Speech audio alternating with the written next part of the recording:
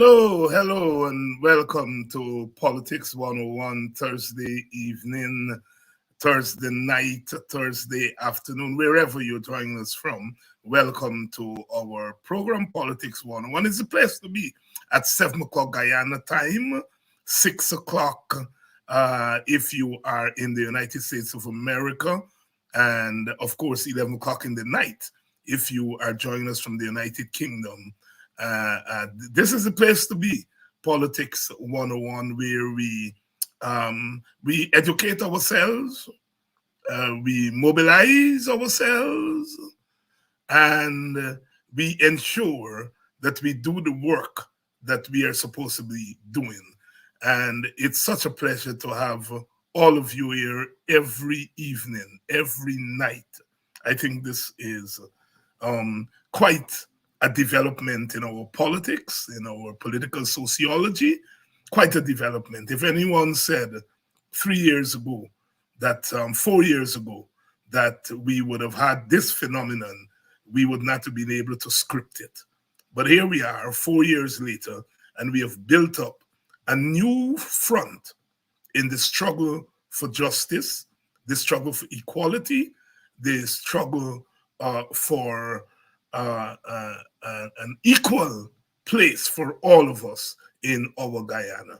Welcome to Politics 101. Sandra is here very early. Louise is here early. Alston is here early. Rastaman, as usual, is present and early. Hail the man. Rastaman, of course, the Rastafarians, as we know, it's one of our gifts to the world in the 20th century, cultural resistance movement that has caught fire all over the world. Coming into being in 1930 in Jamaica. Of course, it was the coronation of Emperor Haile Selassie in that year. His name, of course, was Ras Tafari. And here were these men and women in Jamaica who had heard the prophecy of Marcus Garvey, that an African king shall rise. And so when Emperor Rastafari was coronated, they saw that as a fulfillment of Garvey's prophecy. And thus was born the Rastafari movement, led by a man named Leonard Howell, who would become the second prophet after Marcus Garvey, Leonard Howell.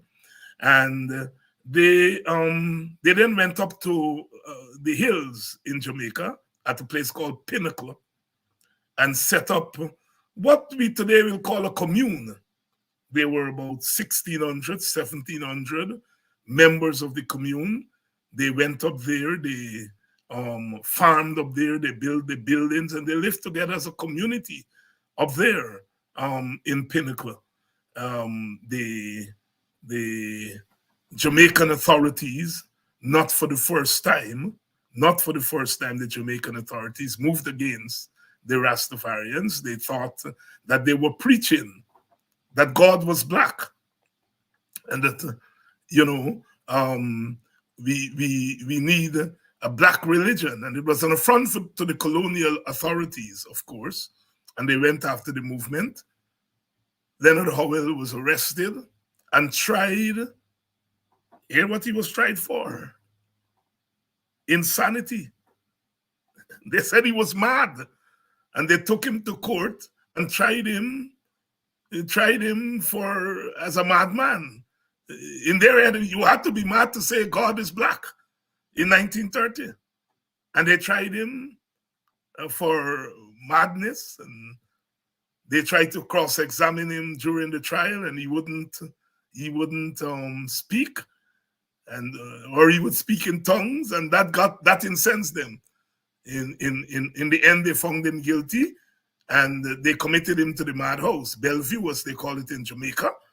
And there he died. But the movement gained steam, and by the 1950s, young people, especially young musicians, began to join the movement, and they began to wear locks as a reflection of the dreadness of the black man. And they got the idea of the locks from Kenya, because in the 1950s, the Kenyan were fighting a war of liberation. The Mau Mau, they're taken to the jungles, and they were fighting a war of liberation against the British, the English, who did not want to leave Kenya. And they were showing these movies. The British BBC was showing these movies with these black men in Africa, in Kenya, fighting with their matted hair. Of course, they're fighting in the jungle. They don't have time to comb their hair, and the hair appeared as though they were locks. And the Jamaicans, the Rastafarians, saw it, and they adopted the locks. So that's where the idea of the locks, the dreadlocks, came from. It was from the Mau Mau rebellion, the Mau Mau rebels in Kenya. Martin Carter celebrated the Mau Mau in his poems, one of his poems of resistance. You know, he talked that in Africa, they drink the blood of black women, you know. And while they were in prison, he and Guyana and Bali Singh, Rory Westmus, they went on a hunger strike.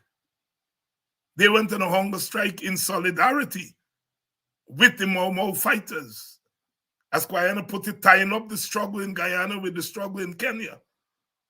It was quite a momentous period, that 1950s. And the Rastafarian movement today is what it is. It's, as we say, the rest of history. Welcome to all of you. Rastaman, hail up the man. Welcome to Politics 101, Politics 101. It's good to be here on a Thursday evening. This evening, we're going to be talking about the economy and race and the budget. You know, we have been climbing into the budget all week. And tonight, we want to bring a different spin. We're going to be looking at the budget through the racial lens. You know, we've been looking at it through the political lens and the economic lens. And tonight, we are going to look at it through the lens of race. You know, we've been talking about what is hidden behind the budget. Behind those numbers, what's there? And our guest tonight is going to be Tacuma Ogunseye, no stranger to you all, no stranger to you all. Welcome to Politics 101. I want to thank all of you. I want to thank all of you who have contacted us, who have contacted me. I know I am behind in answering some of your mails, but I'm getting there. I'm just trying to get a little bit of help in kind of shifting, because, you know, I get literally scores, sometimes 100 mails per day, and I just can't cope. I just can't cope. Some of you write me through Politics 101. Some of you directly inbox me. Some of you WhatsApp me. Well, the WhatsApp people get you much quicker, I have to confess, because that is at hand. But my apologies if you've tried to get in touch with me and I haven't responded in a timely fashion. Good evening to Mr. De Cruz, George De Cruz. Good evening to you, Esther Blue. Good evening, Philip, Albert Easton. Good evening to you, Clinton. Let me see here. Clinton Livos. Good evening. Cheryl Panchan. She's always here. And good night to all of you. Debbie Collins. Good night to you. You all are troopers. You all are making history. You know, I tell you, I was a 14-year-old when Walter Rodney came to Buxton for the first time. And a number of us, young people, 14, 15, because this is 1974, 75. We're, 13, 14, 15, and Brother UC had gathered us and invited us and said Walter Rodney was coming. I remember well. He and Bonita Harris came, and we were there as 14-year-olds. And I remember that man saying, someday somebody's going to record that we were sitting in this schoolroom talking about how to change Guyana. And he said, history is not made only by leaders. History is made by ordinary people. And I remember he said a lot of things that evening, but that one thing stuck with me as a 14-year-old, that I could make history. Later on, of course, I would record that myself because I did my PhD dissertation, my master's thesis and my PhD dissertation on Guyana, and I recorded that incident, so I was able to record it myself.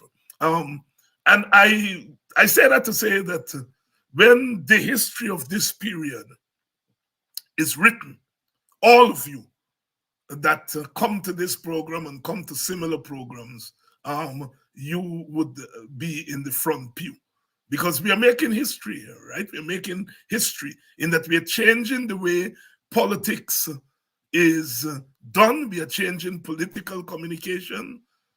It's so wonderful.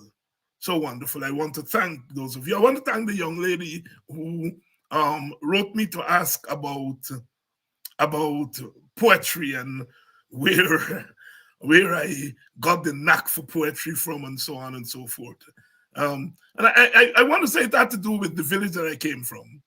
Is that you were doing everything, poetry was not an alien thing, Martin Carter's poems and so on. But when I was in secondary school, when I got to secondary school, I think it was 1970, and we had some English teachers at Buxton Secondary School. I didn't go to Tongue School and so on. I went to Buxton Secondary, and in first form, our English teacher was a woman named Waveney Seaford. She lives in Kenya now, I think.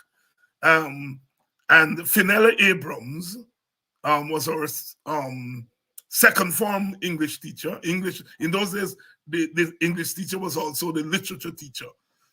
And in third form was I'm trying to remember. In third form, it was Teacher Winnie. Teacher Winnie was our third form, Winifred Bryan. And in fourth form, and those three ladies, they were all Buxtonians. And in fourth form, we had an English teacher called Paul King. He was not a Buxton, but he came to teach there. And he was very modern, and now we know that he was very revolutionary. And our generation was the first generation that was making the transition from Shakespeare to Caribbean writers. And Miss Seaford and Miss Abrams in Form 1 and Form 2. We had this literature book called The Sun's Eye, a bunch of short stories by West Indians. And they had us translate those short stories into skits.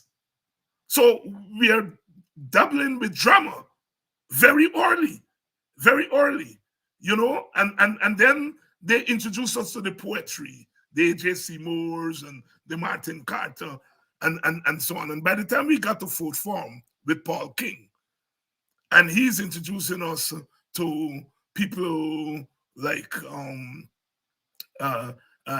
the George Lamin and so forth there in the Caribbean, Derek Walcott. I remember acting in a Derek Walcott play at school in fourth form. He was instrumental in getting us into the first real Guyanese film called Agro Seasman. And I and some of my colleagues, we were third and fourth formers. And so we got into the arts, the literature, very early, and developed a real keen sense of what poetry was. And of course, once I left school, I got into, the WPA and so on, 1st of August movement. And people like John Cromwell and so on, who I'd read more. We were all the same age group, but John had read more than the rest of us. And you had people like Michael June, who lived in the village and taught literature at County High School. And, we had a drama group. So we were very much into the arts in the village. And Martin Carter poems. I remember getting my first copy of Martin Carter's Poems of Resistance. I think I was still in high school. Guyana gave me a copy. It was a green book, green little booklet. And I knew the poems in that book from cover to cover, cover to cover. I can't remember all of them now, but when you all hear me, it's going back 50 years, 50 years. And I remember George Lamin coming to Buxton in 1984 to give our annual emancipation lecture. And before George Lamin spoke, the young children, by that time I had gotten big, people like me, and we had the children, reciting and dramatizing Martin Carter's poems. And I remember Lamin starting his speech by saying he came with a prepared script. But when he saw these little children, 8, 9, and 10, reciting Martin Carter's poems, just like Doc took the water, he put his script aside and gave a speech based on what he heard from those children in that village, Buxton. Thank God for Buxton. And later on, I would learn the same thing was going on in all the villages. In all the villages, people were engaging in art and poetry and drama. Askrea pushed a lot of those things. It was the Cultural Revolution. That's where it came from. And I want to thank the young lady who contacted me to ask what are the origins, because clearly I'm politics. I'm seen as a political person, but my minor in as an undergraduate was drama. My major was political science. My minor was drama and so forth. So that's where it comes from. That's where it comes from. Good evening to all of you. Rhonda Lane, good evening from Den Amstel, one of my favorite places. They say when you're into politics, never say any place is your favorite place. But I have a soft spot. And Ogunseye, I used to go and spend not Christmas, it was August holidays. And then later on, Ogunseye, who's going to be on tonight, said he used to go there and spend August holidays too. I see my friend Orin Newton, Bumba, Turkey, PNC man in the village. And we used to have the competition with the PNC and the WPA in those days. The PNC controlled front side, WPA controlled the back side, the back damn side. But one of the things, again, back to Buxton, although we were politically on the other side, we still used to go to party together and drink beers together and so on. Orin Newton, Turkey, he and I hang out a lot now when I'm in Guyana, when we're in Buxton, and the Buxtonians would tease and say, David, be careful, be fearful. He's a border man. He's a border man. Some people tease him and tell him he crossed the floor to the WPA. No, he is not. He's a PNC man. He's an Aubrey man. And he's a David Hines man. He's a mix-up thing with Buxton. I give you all the thing. 2011, the APNU, would come to Buxton, and Granger would come, and Rupner Ryan would come, and we would walk through the villages on the East Coast. We would amass 50, 100 activists, and we would go into the communities. When they came to Buxton at the gas station, they said, well, who are the WPA people here and who are the PNC people? And they promptly tell them, tongue people, they say, we are both WPA and PNC. Interesting place. And we are finding out that people, especially in West Bobby, share the same thing, and that was one of the positives of the birth of the APNU, in that it relieved a lot of people of that division, as they told Rupnarayan and myself when we went to West Berbice shortly after the formation of the APNU. And they told us that what the APNU did for them in Belladrum and El Dorado and Seafield and so on is that they no longer had to choose between what they call Burnham people and Guyana people. And I remember Rupert getting very emotional. He's not an emotional person, but he got very emotional because we did not know that we know that we had different politics, but we didn't know what it was doing to the psyche of ordinary people, Welcome to Politics 101. Audrey Garraway, one of my favorite persons out there in Greenwich Village, I think. I hope I get it right, just outside of Dartmouth. I had the pleasure of working with her a few years ago on some projects. Wonderful part of our country on the Essequibo coast. Dartmouth, of course, is the home of Dr. Ptolemy Reed.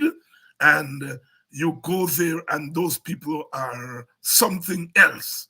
I remember taking Dr. Rupert Rupnarayan there. I think it's the very first place he went to hold a town hall meeting when he became Minister of Education. And I was trying to take him out into the communities on weekends. And the first community we went to was Dartmouth. Welcome, Audrey. And Audrey, again, is a diehard PNC. But when we went in there to do community work, she was very, very quick to work with us. Sister from Charlene Wilkinson, lecturer at the University of Guyana, had gone there to spend her sabbatical doing field work, academic work, field work in Dartmouth, and she had built up a good core of people there, wonderful people. It's nice to be a Guyanese. Last night we mentioned Shamar Joseph, the newest addition to the West Indies cricket team. West Indies, of course, is on the brink of being defeated within 2.5 days. But the success story of that young man, as I said, it's so wonderful to sit there and to hear those white people talk about Guyana and Berbice and Baracara, and the story of that young man. The story of that young man is a maroon. He comes from the lineage of people who ran away from the slave plantation. Say, I'm not doing that. He epitomizes what the Guyanese experience is. All of us can identify with. That's the story of that young man. All of us. Shamar Joseph made a noteworthy entry to Test cricket, though. The 24-year-old Guyanese survived a hit to the helmet and counter-attacked with some vicious shots of his own. Alongside veteran Kemar Roach, they added 55 for the final wicket, the highest partnership of the day.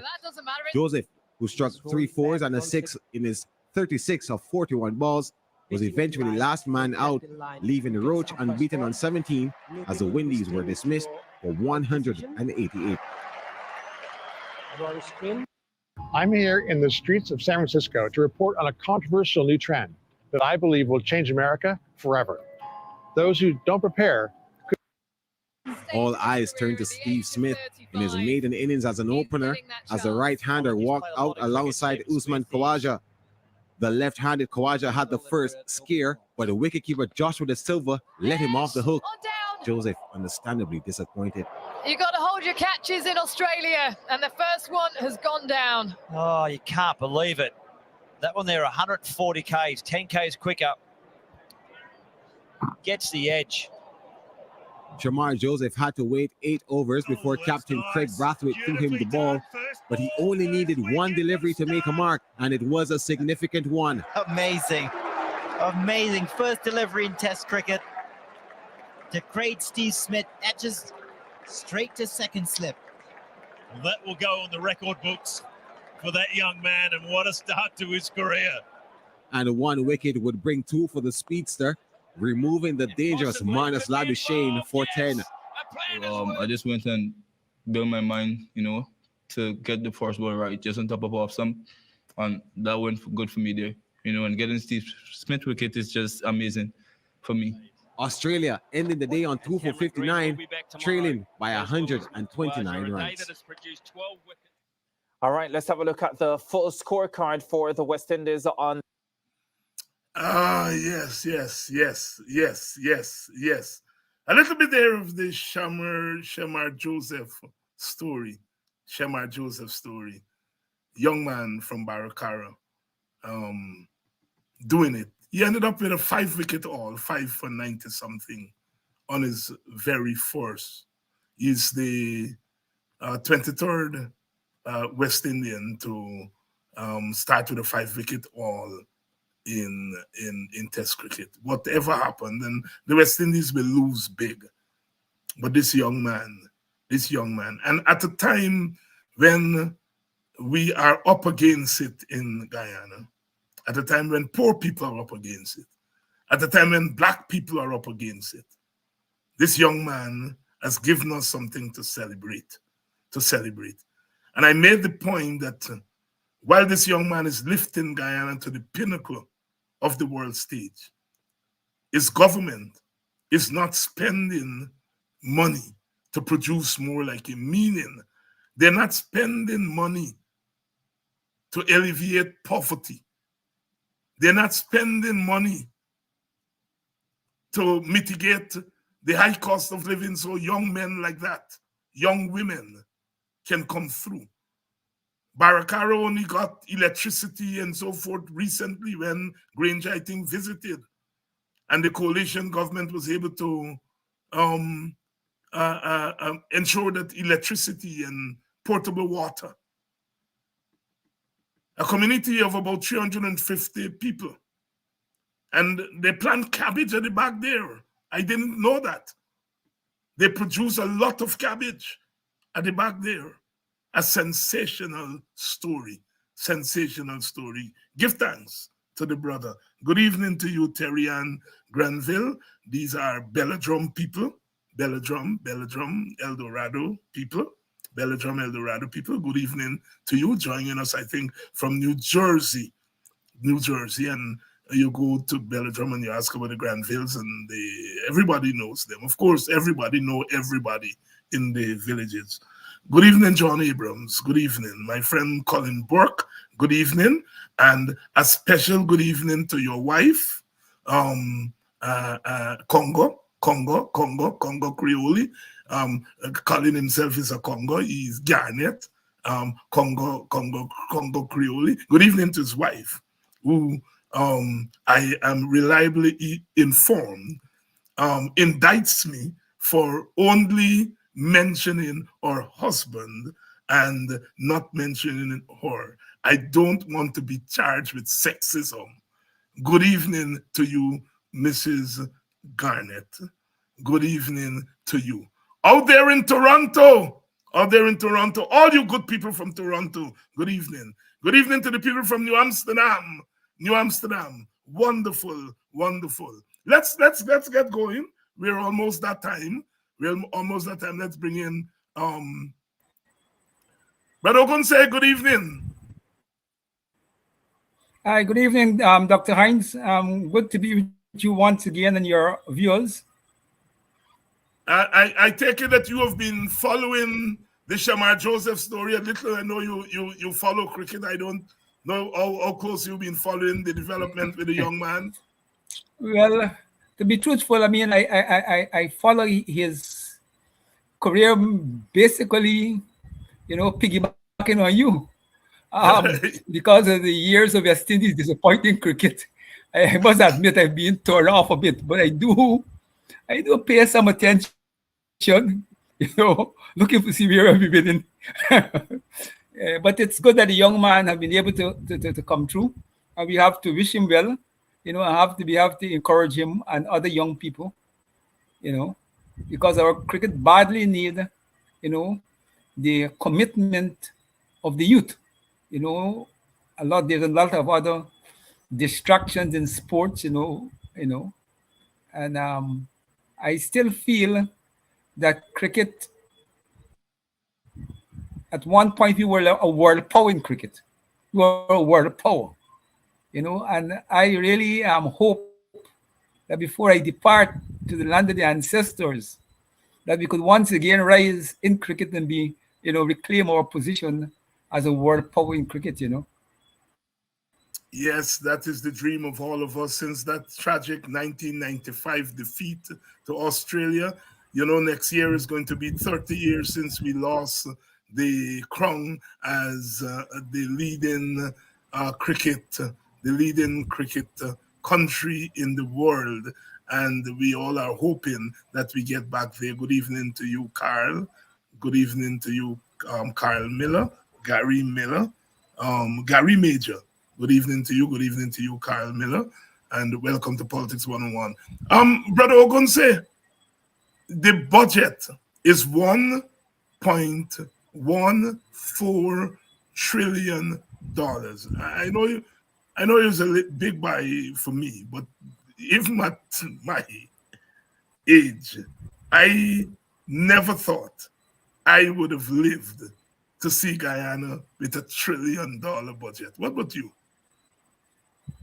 Yeah. I mean, the only difference is that Brother Thomas have long before prepared us for these gigantic revenues that the country will get from the oil industry. So in a way, I knew at some point we'll be talking about budgets in the trillions, but I must admit I didn't expect it to be this year. So that was a little surprise in it. But it only demonstrates the point that we were making, that money is no longer an issue in Guyana. We have moved away from the point where money is the issue. And I think that very fact transformed the whole political engagement. But painfully, the workers and their leadership doesn't seem to grasp it, that if no other time in the history of the trade union movement, there is a justification to have a showdown with the rulers in this country, now is the moment. Money is not a problem. Nobody could argue that, we don't have the means. We have about the majority of the oil revenues are being held in the U.S. bank untouched. And we have a situation where poverty continues and grows on a daily basis. People's incomes, are deliberately kept low, while the prices for goods and services have been increasing. And that is basic economics for working people and the unions. And I am disappointed that, you will remember, David, in the 70s, and I grew up in a period, in the 70s, when there's budget day, hundreds of people, going to thousands, mobilize around the parliament, various parties and groups, trade unions with the placards, highlighting their concerns. And parliament was like the battleground on budget day. And now in Guyana, budget day and parliament is like a non-activity.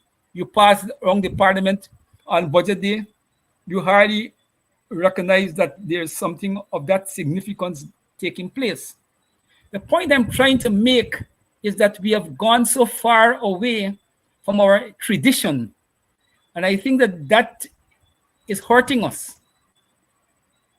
However we get there, which is maybe a long story, but we have to recognize that our history has been one where the masses of people in this country get nothing from those who control power, whether it's the colonial state controlled by white people or a local state, unless the masses of people make themselves important and begin to fight okay, for what they feel they deserve. And it is that lack of fight in Guyana that is allowing the PPP, even in the context of plenty where money is not a problem, to get away with cheap political shots and treating the country workers, you know, in the public sector, the nation as a whole, you know, like we don't matter. This money is not ours, it is theirs. Well, as someone who was very steeped in the history of resistance, you would know that, you know, that condition that you're describing there is never going to be a permanent condition.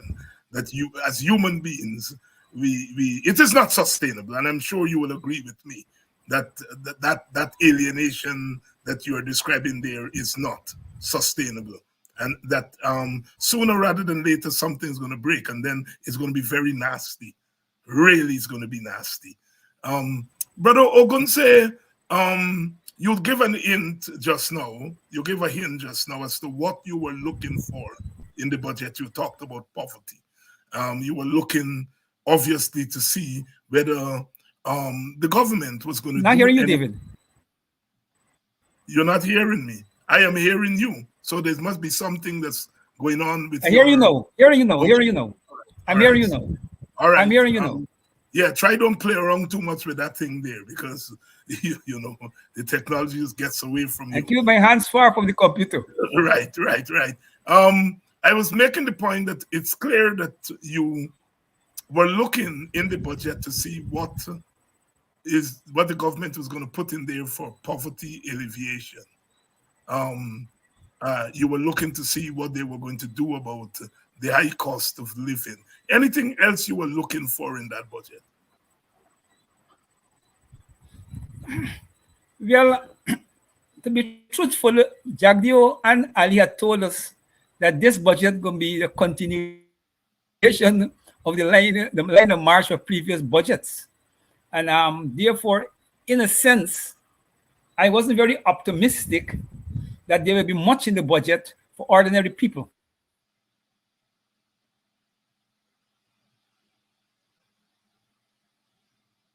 We seem to have lost you there for a minute. We seem to have lost Brother Ogunseye for a minute.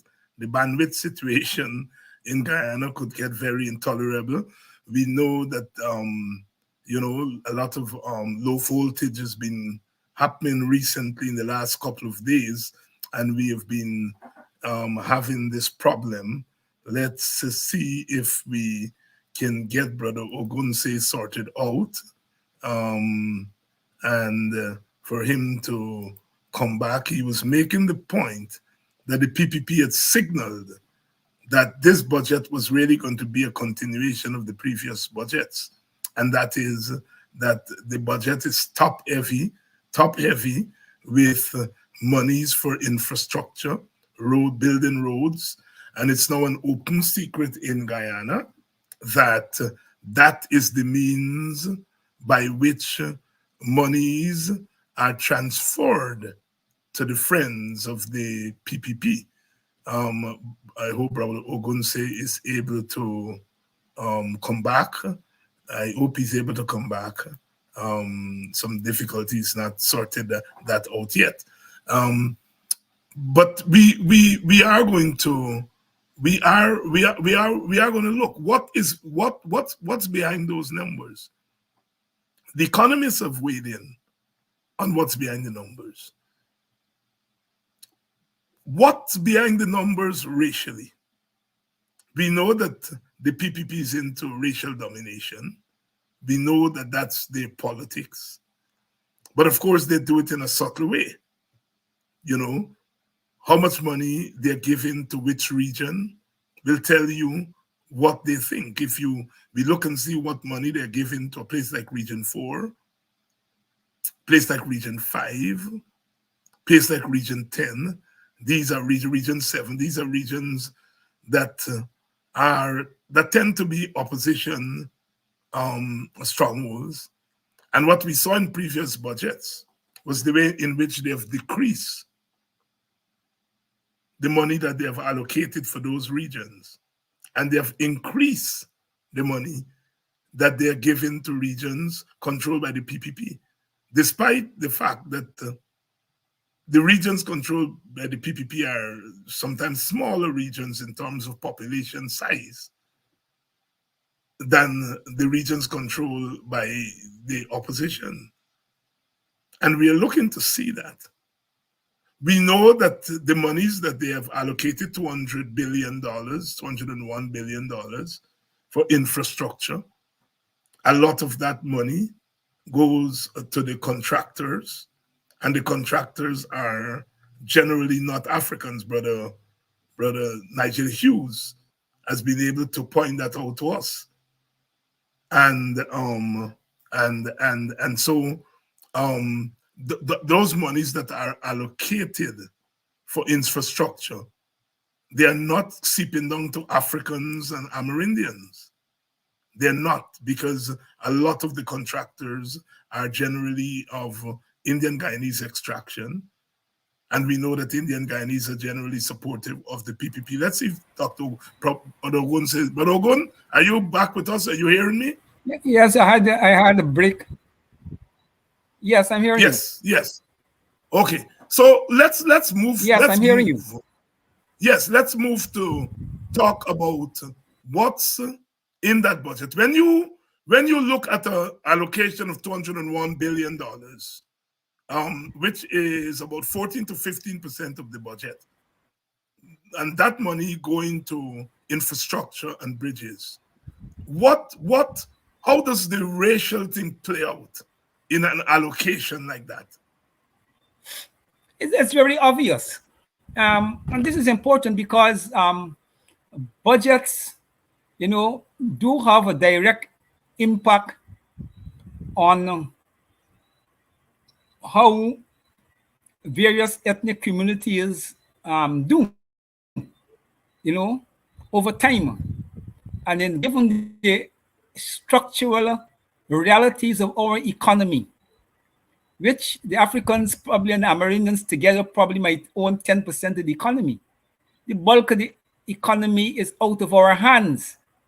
Therefore, you don't have to even ask the question. It goes without asking that the majority of that trillion plus budget, the money will eventually find itself in communities outside the African and the Amerindians. And a large chunk of it will go to the Indians and the Portuguese. Now we got the Chinese and foreign investors. So you don't, to me, this is so obvious that it doesn't even worth discussing. What we need to be fighting over it, not discussing. We pass this stage to discuss whether this is the reality. We know the reality.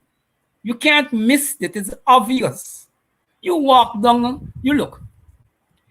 The pattern of development in terms of African-Indian relationship has been shaped in the colonial period, and it has been maintained.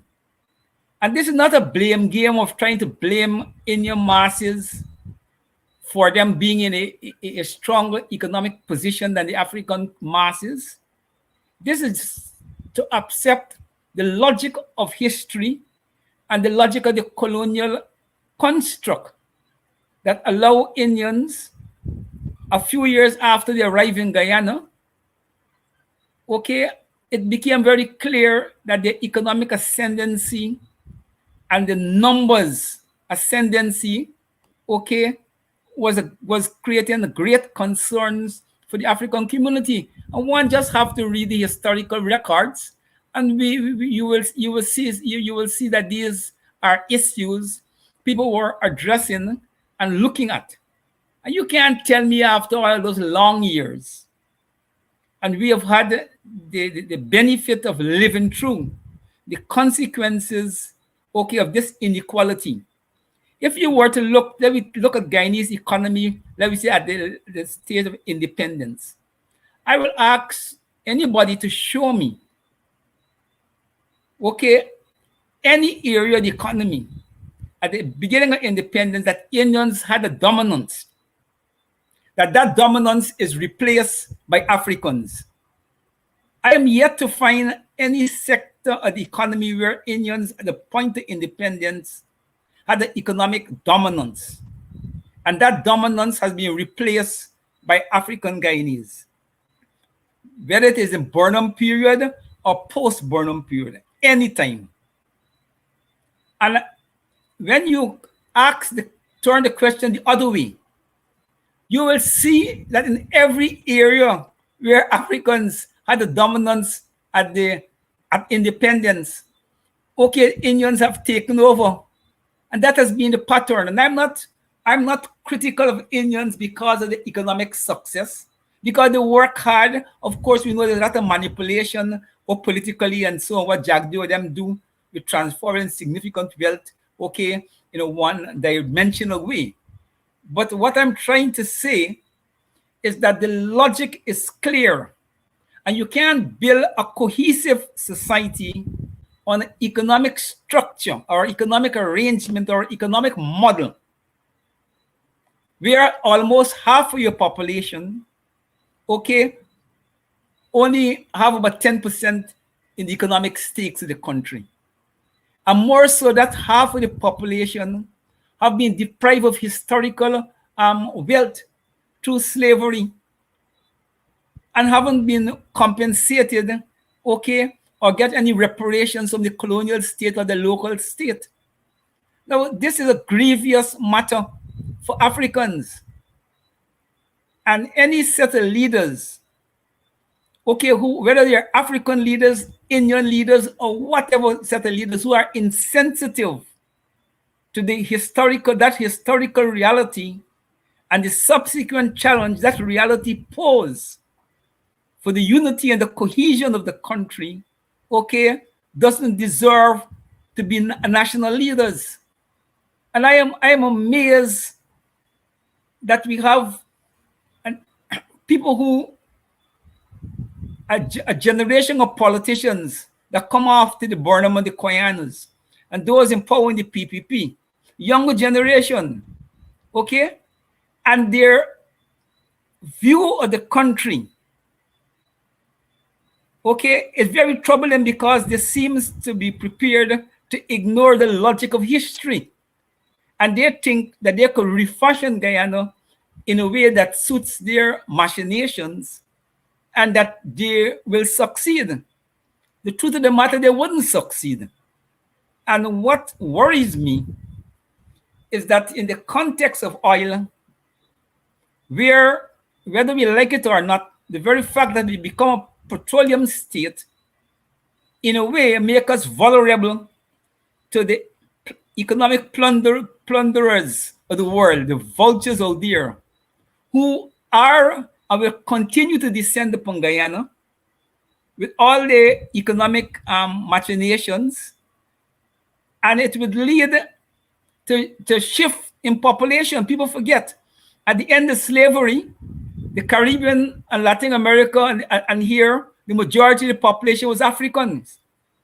And when the white Europeans begin to you know, European capital and North American capital begin to come into these areas, what come with the capital is a whitening of the population, more and more white people. And we will suffer the same fate because our future is not wholly and solely in our hands. And the longer we take as a nation to recognize that we need to settle these historical challenges and to build a cohesive society where we could defend not only against Venezuela, but against the economic vultures who are prepared to swallow us up, we may very well lose the country. And this is what is worrying me. We have a set of young leaders who have never struggled for anything. I don't know Jack Dio and Ali, okay, and Nandalal. I can't remember seeing any picket line. I don't think they ever spent a day in any lockup, more so in prison. These are spoiled children who have got political power, who have no sense of political struggle and commitment. And they're playing a very dangerous game. And the quicker we force them to a political reality, it's going to be better for all of us. So for me, the budget as it's constructed will only widen the economic gap between the Africans and the Indians and the Amerindians and the Indians. And also, that is at an ethnic or a race level. But it's also at a class level, will widen the gap between the rich and the poor. So that budget, with its trillions of dollars, simply mean the rich get richer, the poor get poorer, the Indians get richer, the Africans and the Amerindians get poorer, the Portuguese get richer. And that is the stark reality. And here I'm not blaming the Indian masses. I am blaming the Indian leadership and the intellectual authors who have been fashioning this reality, okay, in North America for many years, okay, modeling their politics and their behavior, okay, from the Israelis. And you see some similarities, the way in which, you know, the Israelis behave, that if you make a critical observation of Israel, they bring the might of everything that Israel haven't thrown at you. I have seen over the last many years that that is a developing current in Indian politics, where that once you engage in a certain criticism, okay, they deem you as being hostile and they're prepared to use every area of power. If they control the media, they strike you out the media at will. If they control the agency, they victimize you, okay? And the government, okay, facilitate it. And in my view, encourage it. So we have moved away from the traditional politics in the Burnham Jagan days that had racial economic problems, but we have had, okay, insert an inflow of a new dimension coming from Indian rights activists who live a lot of their lives and study in the United States. And they have brought back a kind of politics to the Indian community that is counterproductive and is alien to the country. But the Indian community and the people have sucked up to that politics. And now, you know, we have this new reality which raises, okay, the stakes for racial conflict in the country at a high rate. And I'm saying it is our generation, you and I, who probably the last generation that could save the country from this negativeness. If we fail to do it, God help the younger generation. And that is my worry and my pain. Mm-hmm. God, help the younger generation. You make a very interesting point there. In Guyana, criticism of the PPP is seen as criticism of Indians. Solidarity with Africans is seen as anti-Indian. And it started out, as you said, quite innocently. But I think now it has become part of the mainstream thought, mainstream thinking among the Indian masses, who, as you said, have bought in to that thing. And even among sections of the African middle class, they see any solidarity with Africans as being anti-multiracial, anti-Indian. Any criticism of the PPP, they see as anti-Indian. And as you said, it's a very worrying development because it means that African rights are being pushed to the periphery of the social and political discourse in the society. Your comments?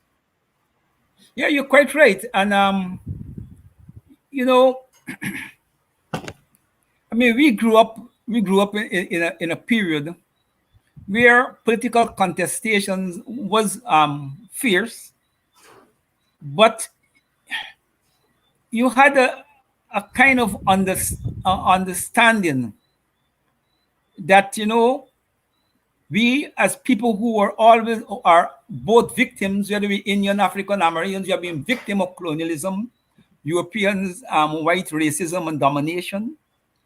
And there's always an undercurrent. And I know at least I could speak from our side in Askri.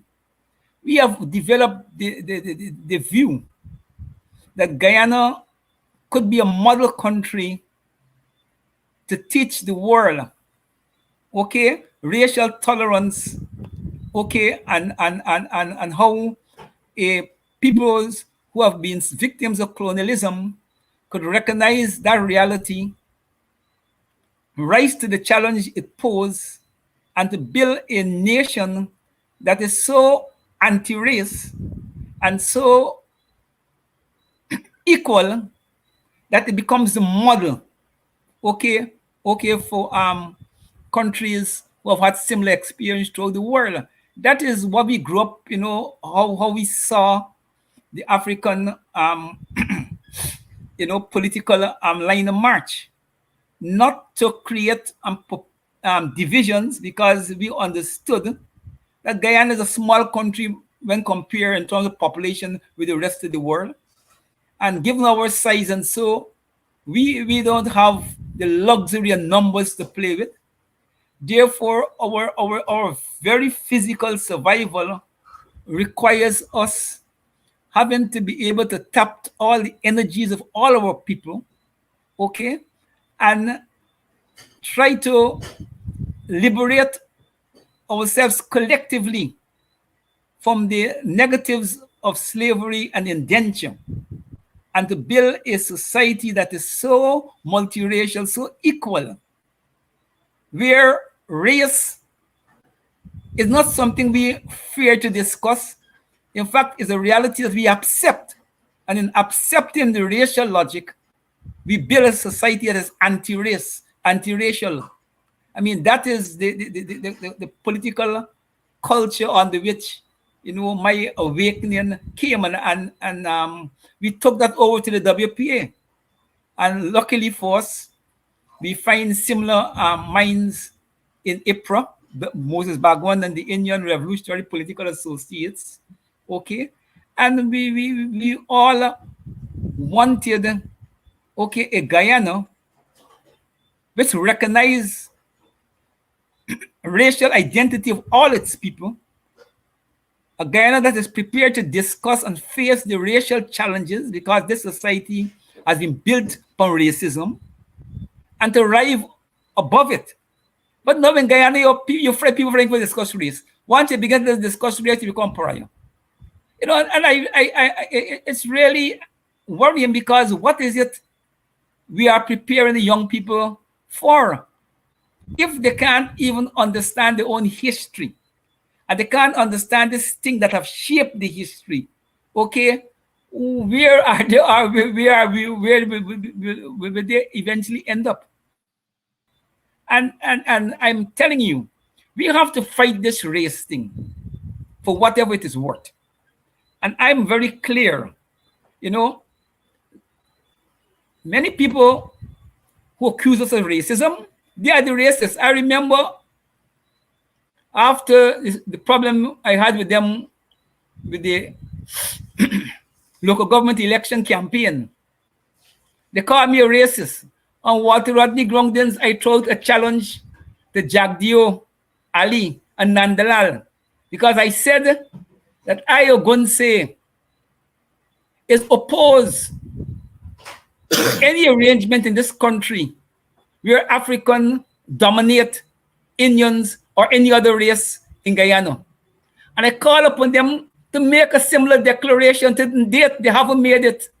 So I, the racist, is prepared to tell the world that I am against African domination, but they can't come and say they're against Indian domination, but I, the racist, and there's non-racial.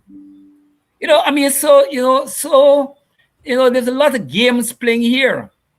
And the dirty hands of race has been shaping these budgets that the PPP have been producing year after year. And my brother, is going to be worse, because every year we get more money, except something really happened in the oil industry.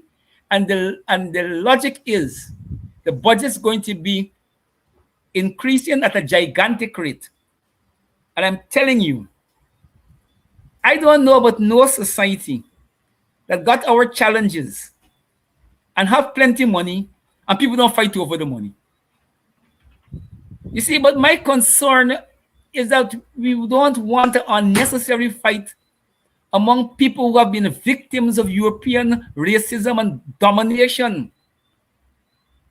We want a solution that allows us to avoid an unnecessary fight so we could reconcile and we could, concentrate on holding on to the little wealth that the ancestors have, delivered to us, and that we could make a mark on the history of the country, which every Guyanese from many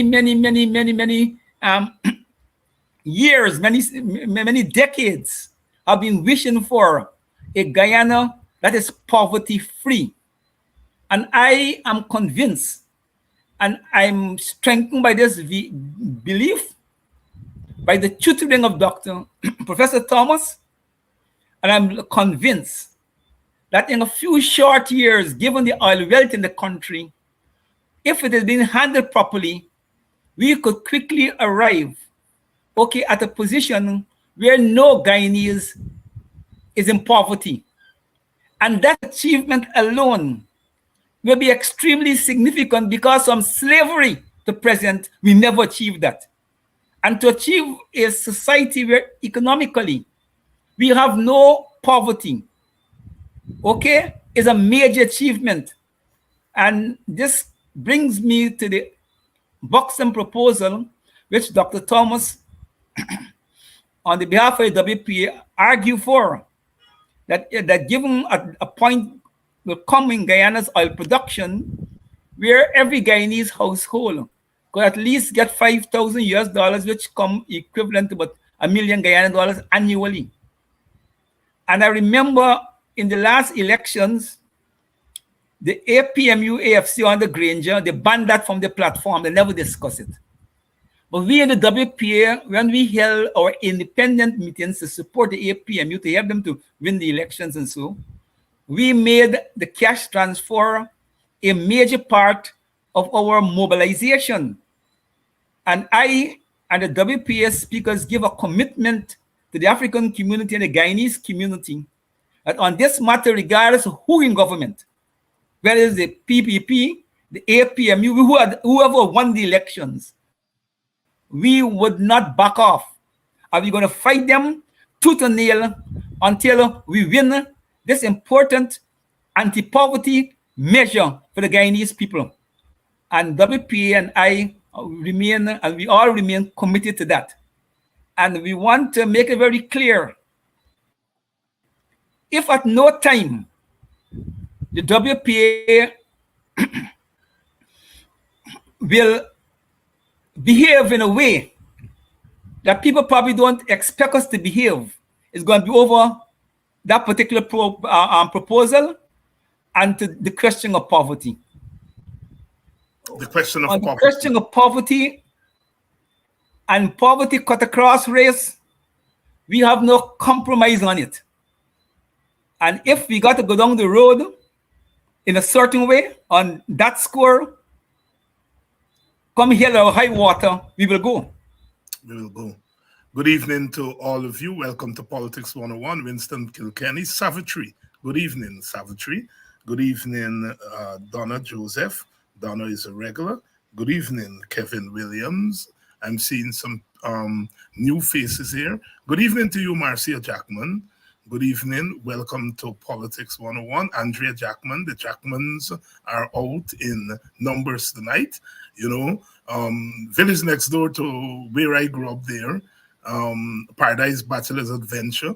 We always say is Blackman, Jackman, Bacchus, Pyle, Clark. You got about 5 family in Bachelor's Adventure. The Jackmans are very big there. And we have a lot of Jackmans out tonight on Politics 101. Good evening, my brother Ian Ari. Good evening to you. We are discussing the budget and we are discussing the racial implications of the budget. It's $1.14 trillion.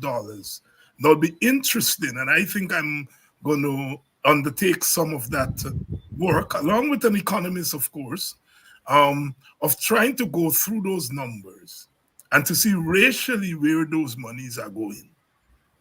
You know, because you can. When you look at agriculture, for example, $97 billion, I think it should be more. However, when you look at the $97 billion, let's see where those monies are going. And they're going, Gaisuku, I think, get about $8 billion.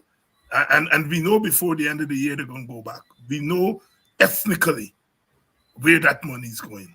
We're going to look to see what is allocated for fishing, and we can tell ethnically where it's going. We don't see much in that agriculture allocation for the village economy. And by village, we're talking about the African villages in particular. There's no allocation there for the village economy. There's no agriculture, no allocation for developing agriculture in a place like Linden, for example. So when you look at $97 billion for agriculture, you may well find that 80-90% of that is going to one ethnic group. And we're going to be able to figure that out. Like I said, I intend to work with some economists in tracing where this money is going. We know where the $200 billion allocation for infrastructure, we know where the majority of that is going in terms of who are in a position to get contracts. We have to look at the health allocation, $129 billion, the educational allocation. This should be more. There should be more money. But we see only $4 billion of $135 billion going to UG. And the PPP have always argued that UG is a opposition/black stronghold. And so they give more to a gold thing that is a PPP story. And so I'm like I said, I want to challenge some young economists to work with me in trying to figure out where the money, this $1.14 trillion is going ethnically. Not because we want to cause ethnic trouble or to say that Indians should not get. It's to say that other ethnic groups should get also. So it's not trying to decrease what Indians are getting, but to increase what non-Indians are getting. That is the argument here. And if we don't do that, we are going to be in serious trouble. Brother Ogunseye, there has been no independent allocation for wage increase. There's a $7 billion in the budget that they're saying that the wage in public servants' wage increase will come in. $7 billion, $7 billion out of $1.14 trillion. And that $7 billion, what is going to be included in that is monies, as former finance minister had explained. A lot of that money will go towards new hires into people who are being promoted. So it is not that the $7 billion will go towards increase of wages for the 54,000 public servants. What do you make of the fact that this budget does not prioritize wages and salaries for public servants? You know, David, I am probably not the right person for you to ask that, because I have long gone over that. I mean, I don't know why we spend time on the obvious. What worries me, I mean, we know the PPP game plan, man. We have been dealing with it for 23 years, and since they come back at the 2020 elections, there's a continuation. So I don't think, we spend too much time on that. It is time for us to spend time on resistance. As I said elsewhere, your program, Kodaki program, all the social media programs, y'all have done a fantastic work in keeping our people spirits high, keeping them very much educated on the the issues, liberate us from the PPP domination of the media. You know, they dominate the conventional media. But so far, you all have liberated us through the social media from that domination. And you all have done an excellent job with your 100% marks. I think the next challenge is how to move the population from this passive posture to a more militant posture. We know as political practitioners and people who are in social science know that this would not last forever. But I have grew up in a tradition where politics is supposed to hasten, you know, the inevitableness. We know that eventually there will be change. We know eventually people will fight. But politics is not to wait for that. We have to engineer and speed up the process. And it's there where I think the discussion and the will in Guyana is lacking. You know, but to get back to your question, the PPP policy for the public servants is very deliberate. For some reason, the people have convinced themselves one of the ways to keep the African community in the place politically is to keep them in an economic state of deprivation where they have to be fighting for their very survival. And hopefully in that fight for survival, they don't have enough energies to engage in what they would consider the luxury of politics and political struggle. It seems to me to be working for the last few decades. And I'm worried that that characteristics will be repeated in every PPP budget until the workers in this country and the African community rise up and put an end to it. The PPP is spoon feeding the public sector workers, okay, with just enough to keep them from probably, and I don't want to say from revolting, but to keep them in a position where they feel that, look, you know, we have no alternative, and this is better than nothing. You know, I think that is the mentality that have been cultivating in the public sector union among public sector workers. Look, if you listen to the propaganda, they promote this idea that the public sector workers are a burden on the economy. The public sector workers, they say, don't produce, we are producing. You know, even though they know you're producing services, but they say we're producing. You're not like the rice farmers and the other people in the economy. We have technology that could replace you with computers and so. So what they do is to put the public sector workers under a lot of psychological strain and pressure and intimidation so that they'll accept whatever meager wages offered by the PPP. And a lot of the union leaders seems to be buying into this thing. And I think what is necessary is we call the PPP bluff. Close the place down. We have to find ways of closing the place down. And I'm worried that the public sector workers, okay, even if they can't close the place down, or they can't call a strike in the particular places where they represent workers, they're not mobilizing the workers outside the employer space and having them, you know, have massive rallies, okay, in the public space, pressing the issues. You know, and I see it as a leadership deficiency. I can't believe that is something that is beyond the collective efforts of the trade union leaders.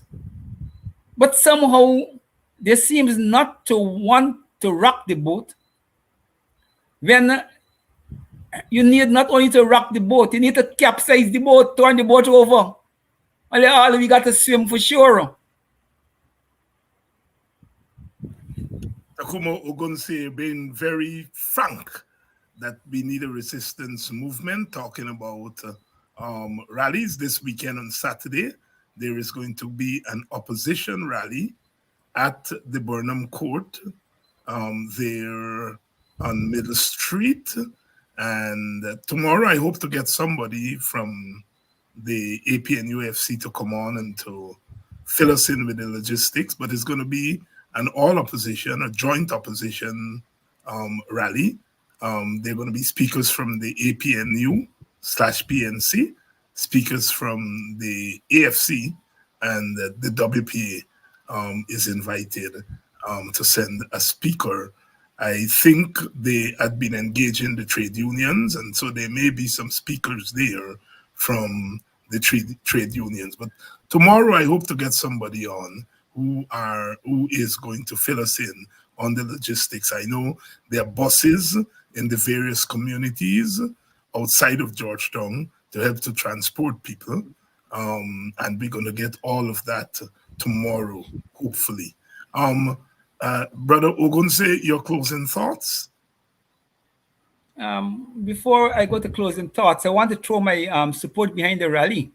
I think it is good to see that the opposition forces are trying to move to, a second gear, and they're trying to get people out. And I want to urge persons to use the opportunity to come out, because we've been criticizing the political opposition of not putting boots on the ground, of not, doing X or doing Y.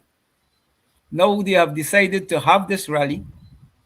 It is only correct that regardless of what we may feel about them, what we may feel about the situation, we have to recognize that it is a start in the right direction.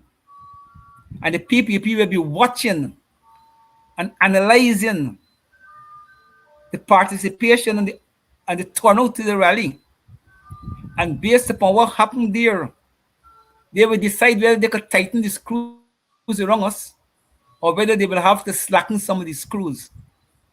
And it is only in our interest to come out there in our thousands so that the rulers will know that we haven't lost our will to fight and that we are prepared to fight. Now, my closing thoughts is simply this. Given our history as a country, given the kind of resources that we will be having from oil and gas, given the fact that we are a small country in terms of population, and given the fact that in another couple of years, Guyana might be producing more oil per day, more barrels of oil per day than the entire population. We have a population probably under 800,000. And so we're going to be producing close to 1 million barrels of oil. So we're talking here about gigantic sums of money that could really transform the economy and to correct historical injustices that our people were victims of out of the colonial project. And any politician, I don't care which party that politician belongs to, if they can't make a commitment to this country that oil revenues will be used to correct historical injustices that comes out of the colonial construct, they don't worthy to be any leader in this country. And I don't care which party they belong to. I will tell the people, okay, that they are nothing but political criminals.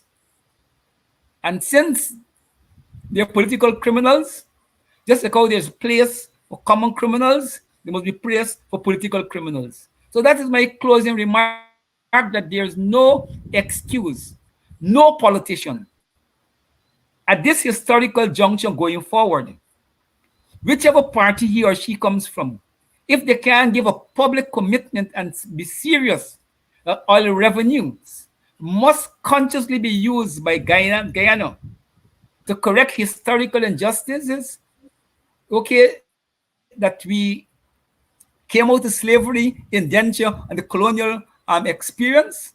They're not worthy of national leadership. and we have to declare war on them. We have to declare war on them. Tacuma Ogunseye, my brother, thank you very much for coming through tonight.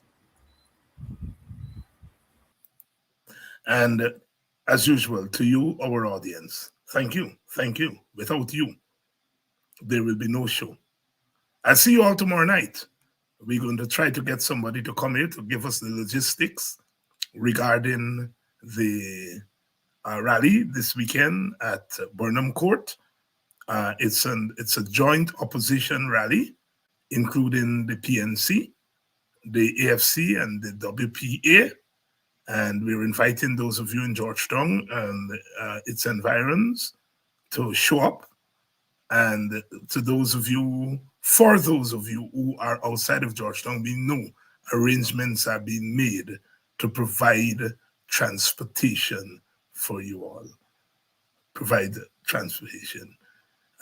Again, thank you all so much. Yvonne McPherson, Shelly DeRida, Nigel Johnson, Michael George, Gary Greenidge, and so many of you who I have not been able to spot. Thank you all so much, Cheryl Sampson. Thank you all so much, Lester Beckles. Thank you all so much. And I'll see you all tomorrow night for another edition of Politics 101, the place to be at 7 p.m. Guyana time, Monday through Friday. Love you all.